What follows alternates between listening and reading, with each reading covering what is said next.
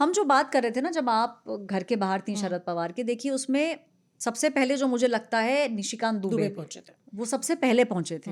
और उसका रीजन मुझे ये लगता है कि ये लोग अच्छे दोस्त हैं। और सुप्रिया सुले का एक पर्सनल नेचर जो है ना, सुप्रिया सुले आपसे मिलते ही अगर उनको आप में कुछ अच्छा लग रहा है, आपका बैग या आपके कपड़े या कुछ भी, वो आपको तुरंत उसकी तारीफ कर देंगी। वो आपको ये महसूस ही नहीं होने देंगी कि वो शरद पवार की बेटी हैं, वो किस फैमिली से आती हैं। और अगर हमारे जैसे, मतलब हम लोग तो भाई संसद के अंदर एज रिपोर्टर्स घूमते हैं, ग्राउंडेड है काफी। तो एक बार वो कैंटीन जा रही थी और मेरे पास एक बैग था, तो मैं कैंटीन के डोर पे खड़ी थी, मैं वेट कर रही थी एक एमपी का, तो वो आई, तो वो रुक गई, तो कहती हैं आई लाइक योर बैग। तो मैं बोला मैम थैंक यू, हाँ वेरी नाइस बैग।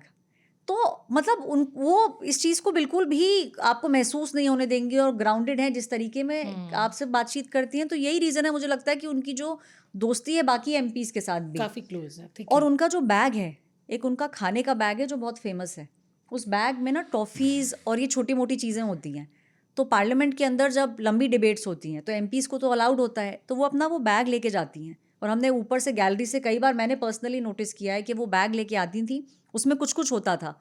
तो उनके पास जैसे अगर महुआ मोइत्रा को कुछ चाहिए हो, या अगर जब पुरानी वाली पार्लियामेंट के अंदर सोनिया गांधी भी लोकसभा में होती थी, तो जब उनको कुछ चाहिए होता था या राहुल गांधी को कुछ चाहिए होता था, तो वो लोग पीछे पलट के देखते थे, तो सुप्रिया सुले अपने उस बैग में से निकाल के कुछ कुछ कुछ कुछ छोटी छोटी चीज़ें, टॉफ़ी या कुछ ऐसी चीज़ें देती थी। तो ये उनका एक पर्सनल कनेक्ट जो है, मुझे लगता है कि मौसमी, क्योंकि आप भी वहाँ पे ग्राउंड पर हैं, आपने भी देखा होगा कि परिवार जो है वो एकदम एकजुट हो गया है। आपकी किन लोगों से बातचीत हुई परिवार के अंदर, और एनसीपी के सपोर्टर्स जो हैं उनका इस समय ग्राउंड पे असेसमेंट क्या है, उनकी क्या फीलिंग्स हैं? अभी हाल ही में जो आखिरी मुलाकात मेरी हुई थी उनसे 1-on-1, ऐसे तो असेंबली इलेक्शंस में मैं कवर करने गई थी, तो उस वक्त भी काफी गदगद थे, खुश थे जिस तरीके से रिजल्ट्स आए थे। पर यहाँ पे मैंने देखा कि दिल्ली जब वो आए थे तो एक लंच रखा था प्रफुल्ल पटेल ने, तालकटोरा में उनका घर है, वहां पे अजीत पवार पहली बार दिल्ली की मीडिया से इस तरह मुखातिब हो रहे थे। और नई नई सरकार बनी थी, तो ये सब सवाल चल रहे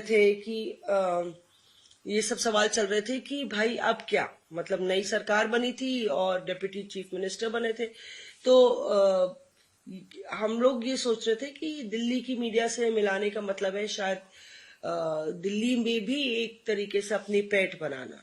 पर अजीत पवार की अपनी धमक थी। और जब हम लोग दादा से मिले, हम लोग बात कर रहे थे कि दादा बताइए ना, शरद पवार साहब ने आपको बोला था या आप वाकई में रात को चले गए और सुबह जो आपने तड़क के शपथ ली उप मुख्यमंत्री की, तो क्या वाकई में लोग कहते हैं कि आपने दगा दिया शरद पवार को? तो क्या हुआ था कि शरद पवार साहब और खरगे साहब जो है उनमें क्या नोकझोंक हुई, क्योंकि खरगे उस समय इंचार्ज थे महाराष्ट्र के। तो ऐसा क्या घटा कि आप चले गए और आपने फिर देवेंद्र फडणवीस के साथ जाके शपथ ले ली दूसरे दिन? तो क्या पवार साहब नाराज हुए थे फिर आपसे? तो वो मुस्कुराए और वो बता रहे थे कि किस तरह से वो उन्होंने, पवार साहब जब खरगे साहब जो है अनरीजनेबल उनको लगा मांग कर रहे हैं, तो पवार साहब आए और बोले कि तुम जाओ बात करो, इस तरीके का इंडिकेट किया कि भाई मैं अपने आप कुछ करता हूं क्या?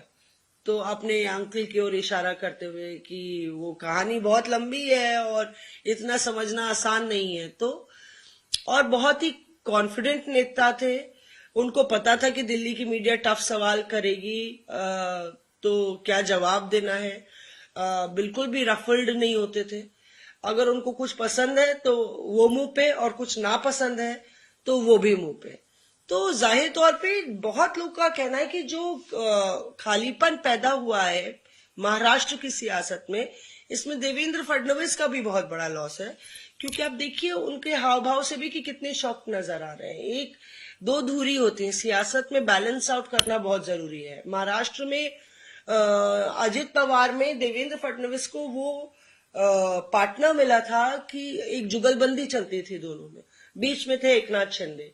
अब एकनाथ शिंदे को देवेंद्र फडणवीस जब साधेंगे तो उधर बैलेंस आउट करने के लिए कोई नहीं होगा, क्योंकि अजित पवार बार बार आप देखिए ना कैसे तीखा टिप्पणी करते थे, या गंभीर माहौल में को भी लाइट बना देते थे। मतलब एकनाथ शिंदे साहब और वो लोग प्रेस कॉन्फ्रेंस कर रहे थे तो एक नाथ शिंदे बोले कि पत्रकार पूछ लिए कि आप क्या मुख्यमंत्री नहीं बन रहे हैं, शपथ लेंगे कि नहीं लेंगे? तो एक नाथ शिंदे बोले बताएंगे आपको। और यहां से ये बोले ये नहीं लेंगे, मैं तो ले रहा हूं। तो सारे लोग ठहाके मार के हंसने लगे।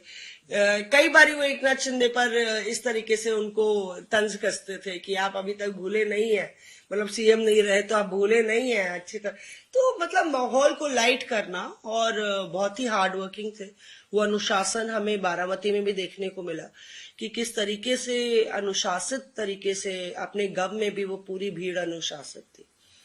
और सुप्रिया सुले अरेंजमेंट्स देखते हुए नजर आई, जब कई बारी उन्होंने इधर उधर लोगों से मिल रही थी। और वहीं सुनेत्रा पवार मतलब काफी बिल्कुल ब्रोकन शैटर्ड थी। तो इंटरेस्टिंग ये है कि अब आगे क्या कौन पार्टी को संभालेगा, ये एक बड़ा सवाल है, और जिसका आंसर मुझे लगता है कहीं ना कहीं आने वाले कुछ दिनों में मिल जाएगा। क्योंकि एक तो डेप्यूटी सीएम अगर आप देखें कि, और पार्टी को कौन चलाएगा, तो अगर आप देखें तो जिस तरह से प्रफुल्ल पटेल ने अमित शाह साहब जब श्रद्धांजलि दे रहे थे गृह मंत्री और नीचे उतरे, तो तस्वीर है कि उन्होंने प्रफुल्ल पटेल ने रोका और अजित पवार और पार्थ पवार से मिलाया। तो प्रफुल्ल पटेल साहब एक पुराने संगठन के नेता हैं, और वो पार्टी में हर एक नेता को जानते हैं। तो वो कमान उनके हाथ में दी जा सकती है। जैसे छगन भुजबल है, वत्स पाटिल है, ये वो नाम है जो पार्टी के दिग्गज बड़े नेता हैं, और इनकी क्रेडिबिलिटी पार्टी में मतलब एज अ पार्टी वर्कर तगड़ी है। अजित पवार से भी उनके इक्वेशंस थे।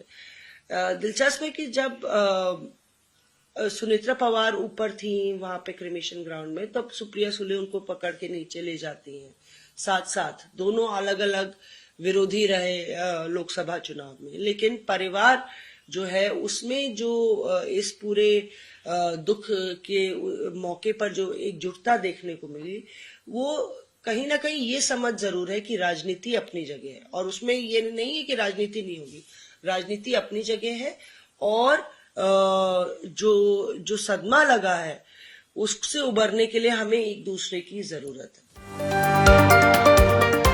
Reporters Off.